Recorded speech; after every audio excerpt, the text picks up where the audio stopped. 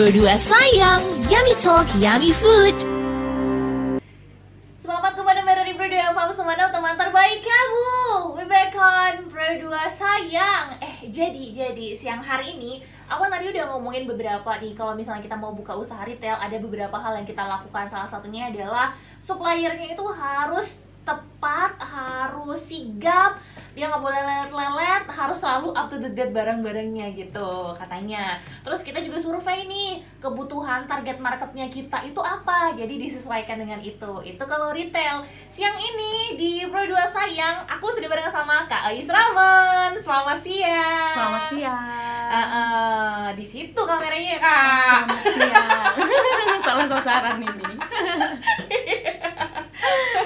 Okay. Jadi nih teman Pro2, aku tuh kan memang selalu excited untuk belajar, kayak belajar memulai usaha, apa sih yang bisa menghasilkan uang gitu. Iya, soalnya siapa sih nggak pengen kaya raya? Pengen kan? Pengen banget makan. Iya, pengen banget. Dan Kak Ais Ramen ini merupakan owner dari Gojiku Mart ya.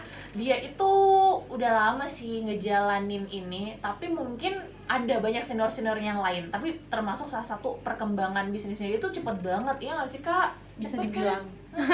Soalnya nih baru grosir dulu, tiba-tiba udah ngirim aja kemana gitu kan. Kan marketing digital canggihnya. Betul. Memang the power of media Sosial. Oke, cerita dulu dong, Gojiku Mart itu apa dan ngapain aja gitu loh Kak. Oke, terima kasih kesempatannya. Mulanya itu kita itu kan di bidang konveksi. Setelah di konveksi, akhirnya kita yang namanya fluktuasi usaha naik turun, kemudian pas dengan ada wabah pandemi itu kemarin, pada akhirnya kita kayak ngerasa kewalahan di pemasukan karena memang semua kegiatan sosial dinonaktifkan gitu. Iya benar. Akhirnya kita kelimpungan. Ini mau bisnis apa sih gitu kan? Akhirnya ide itu muncul di saat musibah ada. Akhirnya langkahlah yang namanya susu beruang. Awal mula. Iya benar. Kemudian karena saya notabene-nya itu sekolahnya itu di asrama kayak di pesantren, jadi istilahnya di semua wilayah, di semua lini itu saya punya teman gitu. Akhirnya saya memanfaatkan jaringan. Saya tanya teman yang di area Tapal Kuda, kita bacanya di zona yang tidak merah. Jadi kalau zona tidak merah, susu beruang ini pasti melimpah nih gitu kan. Akhirnya kan kita harus memiliki insting, jadi inisiasi itu harus ada dalam diri wira swasta atau untuk mencari peluang usaha. Jadi dari situlah awal mula Gojiku itu muncul dari permintaan pasar. Jadi bukan dari ide usaha, tapi dari permintaan dulu yang akhirnya membuat muncullah sebuah usaha gitu. Dan ini mungkin akan lebih cepat ya, karena memang target marketnya ada dulu gitu ya Kak. Benar. Jadi kalau secara teoritis kita harus memilih usaha, tapi kalau yang Gojiku ini muncul usaha karena permintaan pasar. Iya, seperti itu. Berarti kalau mau buka usaha harus kayak gitu dulu ya, Tergantung. Tergantung gimana nih? Kalau terlalu lama digantung akhirnya kering.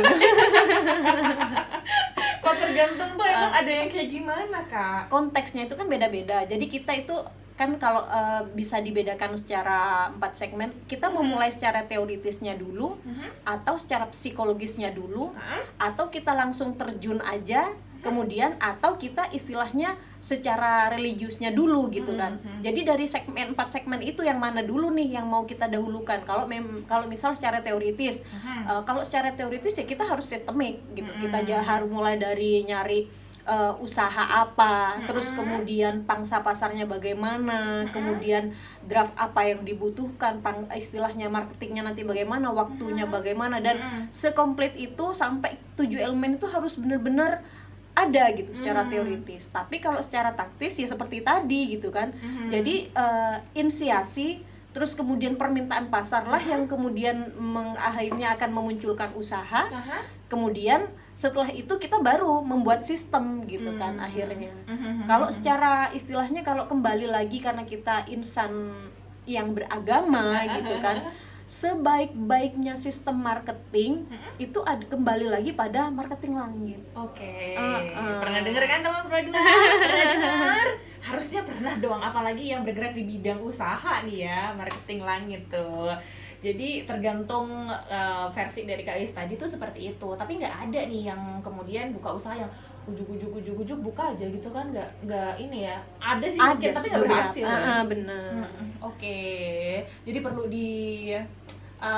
dimulai dengan perencanaan yang matang dulu. Kalau Kak Is tadi alhamdulillahnya target pasar tuh target marketnya tuh ada dulu ya Kak. Benar. Tapi yang lain mungkin bisa saja dari sisi yang lain memulainya gitu, nggak dari situ. Ini Kak Is tuh buka usaha riset dulu tau. Ya kayak segala tapal kuda di mana nih yang belum merah nih. Benar. Jadi bisa dicariin di sana. Peluang usahanya bisa dicari di situ gitu kan. Jadi supplier itu dimulai dari situ ya Kak. Kadangkala hal yang memiliki istilahnya kan, kadang kalau orang awamnya berkata kalau mau jadi dagang ngapain harus sekolah gitu kan. Tapi enggak ya. Jadi pembedanya nanti di situ. Pembedanya di situ. Kalau istilahnya pedagang yang sekolah itu, istilahnya kita bisa surveinya itu kan kita, oh iya, kalau daerah Madura potensinya apa nih? Kemudian di komoditi bagusnya ini dibutuhkan di mana gitu. Kemudian untuk istilahnya bisa dibilang kita mau bergerak di bidang sembako, oh iya, lidahnya orang Madura biasanya itu kalau istilahnya kita ngambil sampel aja kayak mie instan nih. Oh, kalau orang Madura itu nggak suka yang istilahnya kurang sedap gitu. Jadi kalau di area Madura yang paling laris itu mie sedap. Makanya nilai istilahnya harga mie sedap tuh lebih mahal daripada Indomie. Oke. Gitu. Kalau lagi-lagi kita bagi sampelnya. Lagi-lagi itu research ya Kak. Bener. Yang dimainkan. Oke, teman Pro2 jangan lupa research kalau mau mulai usaha gitu. Nanti bakalan ketemu kamu harus mulai dari mana dan bagaimana gitu. By the way, Gojimart sekarang udah ngomset berapa nih per bulannya? Ini supaya lebih memotivasi tahu. Kalau untuk berbicara angka, saya tidak pernah ada yang namanya target. Tidak ada pernah yang namanya target, karena saya pernah awal itu memulai usaha itu dengan sistem, dengan istilahnya menomorsatukan yang namanya rasio. Jadi istilahnya marketing saya harus seperti ini. Jadi harus menerapkan sistem yang diterapkan oleh Anthony Salim yang ada di Indomaret itu. Jadi misal saya harus ngobrol barang yang ini, tapi saya ngambil keuntungannya di barang ini, ngemis.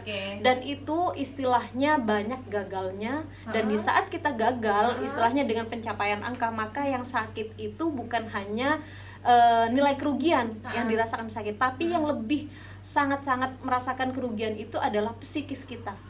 Dan untuk membangkitkan psikis itu butuh waktu yang sangat lama sekali untuk mengembalikan kepercayaan diri kita, untuk lagi melayani konsumen kita, untuk menciptakan kreativitas dalam marketing, kreativitas dalam pelayanan, dan semuanya. Yang istilahnya yang harus dijaga itu sebenarnya bukan nilai, bukan nilai angka omsetnya. Jadi yang harus dijaga fluktuasinya itu adalah yang seperti Mbak sampaikan tadi, psikis mood kita gitu, yang utama. Makanya mengapa di saat saya merasakan hal itu secara sistemik dan struktur, secara fundamental dan secara teoritis dan lain sebagainya, itu saya sudah ngerasa, oh ini sudah mantap nih, ini sudah akan nanti saya sudah punya cabang di Madura, Jember, dan ternyata itu istilahnya nggak bertahan lama, Tapi kalau kita balik marketing langit yang disatukan, jadi jalan yang tidak kita pikirkan, yang tidak kita rencanakan itu terbuka dan bahkan akan mendatangi kita gitu, lucunya. Jadi seperti itu loh teman Pro2 tadi, soalnya aku tuh sempet sharing juga sama Kak Is nih sebelum on cam gitu.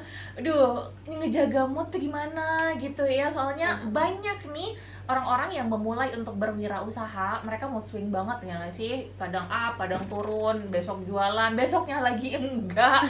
Dan kayaknya kebanyakan enggaknya deh ya. Nah Kak, kalau kita mau main aman nih, artinya kita nggak tersakiti secara finansial, kita nggak tersakiti secara psikis juga gitu, kita harus ngapain? Kita harus memanfaatkan media sosial. Jadi kan sekarang sudah canggih. Kalau kita sudah punya pasarnya, kita bergerak di bagian pengadaan aja. Contoh, misal kita istilahnya mau bergerak yang saya geluti aja, misal di bagian sembako. Kita tahu nih, maksudnya ini sudah mau mendekati bulan Ramadan, bulan Fitri. Apa aja nih yang dibutuhkan? Kita list aja dulu. Kemudian dari list itu, saya punya jaringan di mana nih? Nah, setelah punya jaringan kita tembusi dulu. Seperti yang disampaikan kakak tadi. Jadi istilahnya kita tentukan barang, nilai barang, kemudian tentukan suppliernya. Setelah itu kita tanya, oh ini harga sekian, transportasi sekian. Setelah itu kita tentukan harga, kita tawarkan. Jadi kita harus membidik pasar. Jadi istilahnya, oh saya harus menawarkan ini kemana dulu. Kalau ke perorangan dengan harga tinggi tapi pemutarannya itu sedikit lambat. Tapi kalau kita membidik organisasi atau lembaga gitu kan, nanti istilahnya walaupun kita ngambilnya persentasenya lebih di bawah yang persen, jadi tapi kita langsung mendapatkan satu, Kak saya mau mesen parcel sekian gitu kan langsung. Nah di situ jadi kita memanfaatkan tanpa adanya modal, maksudnya secara finansial itu bisa memanfaatkan itu. Jadi kita istilahnya mencari dulu lah gambar-gambar, terus kita posting. Setelah itu kita tawarkan pada calon pembeli. Kalau sudah tahu harga, terus tempatnya di mana dan lain sebagainya, di saat kita sudah menemukan calon pembeli, kemudian disitulah kita istilahnya bagaimana kepintaran kita, misal kita minim di modal atau kita main sistem DP. Bisa jadi seperti itu. Jadi istilahnya kita secara finansial di saat ada kerugian kita nggak terlalu sakit. Jadi itu semua sistem marketing, semua sistem istilahnya permodalan dan lain sebagainya sudah pernah dialami dan diterapkan. Insya Allah kayak rasanya maksudnya asam garamnya di dunia niaga kayaknya sudah merasakan semua. Jadi ingin heran loh sama Bro juga kalau kita terutama yang di area Sumenep nih dan sekitarnya ngelihat guys enak banget ya, bentar-bentar dagangannya dikirim kemana, ke pulau, kemana dan kemana, udah jadi supplier juga sekarang gitu. Jadi bukan cuma di retail aja gitu, jangan salah, ini udah khatam ya, tamat dia.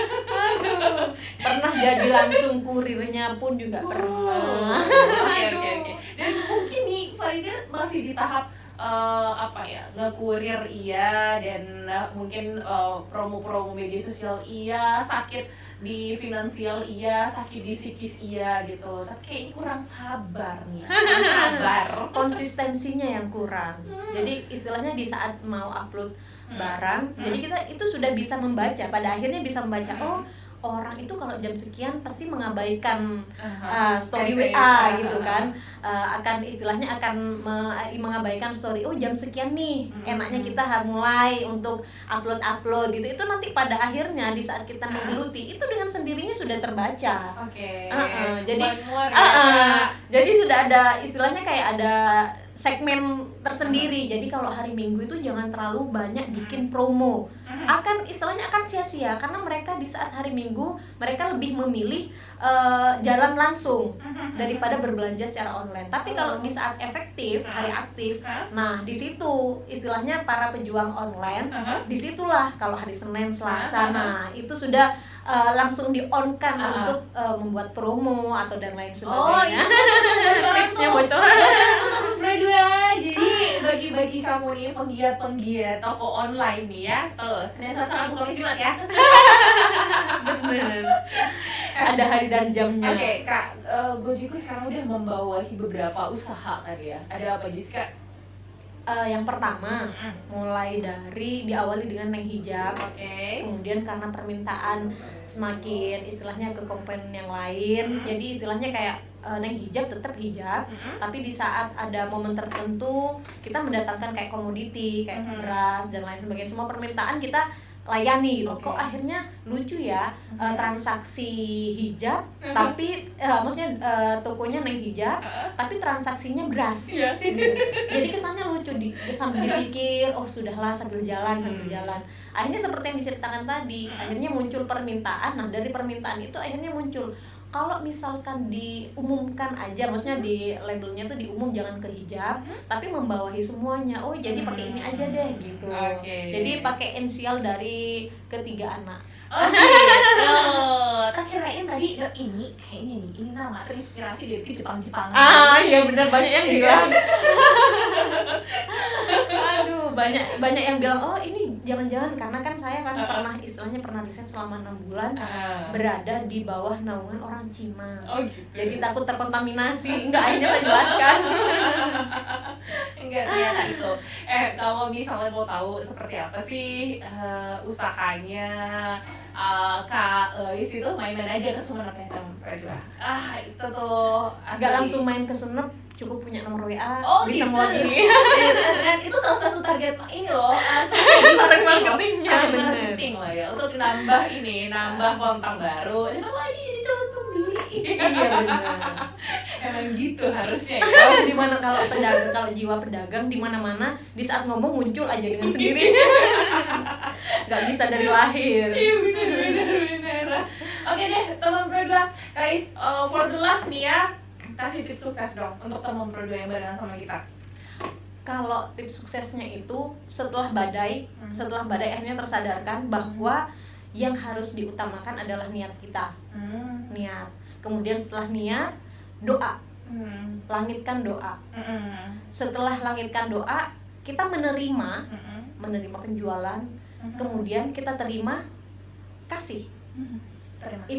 Terima kasih.